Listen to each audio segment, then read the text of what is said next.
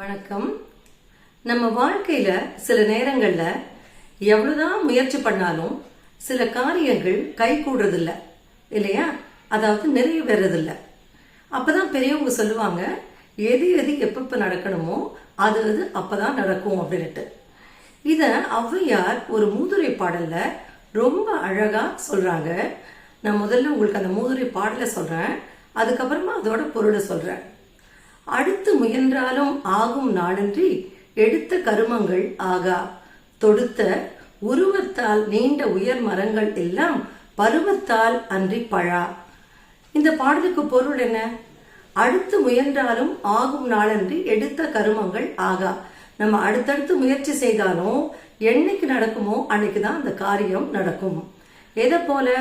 தொடுத்த உருவத்தால் நீண்ட உயர் மரங்கள் எல்லாம் பருவத்தால் அன்றி பழா. என்னதான் நீண்டு வளர்ந்து உயர்ந்திருந்த மரமானாலும் அது அந்த பருவ காலம் வந்தாதான் நமக்கு பழத்தை கொடுக்கும். அது போல என்னைக்கு அந்த காரியம் நிறைவேறணுமோ அன்னைக்குதான் அந்த காரியம் நிறைவேறும். அப்படின்றதுதான் இந்த மூதுரை பாடலோட பொருள். அப்படின்னா என்ன? நம்ம முயற்சியே பண்ணாம இருக்கலாமா? அப்படி கிடையாது. நிச்சயமா நம்ம முயற்சி செய்யணும். ஆனா பலனை உடனடியா எதிர்பார்க்க கூடாது. பலனுக்கு பொறுமையா காத்திருக்கணும். மீண்டும் உங்களுக்காக அந்த மூதுரை பாடல். அடுத்து முயன்றாலும் ஆகும் நாளன்றி எடுத்த கருமங்கள் ஆகா, தொடுத்த உருவத்தால் நீண்ட உயர் மரங்கள் எல்லாம் பருவத்தால் அன்றி பழா. வணக்கம்.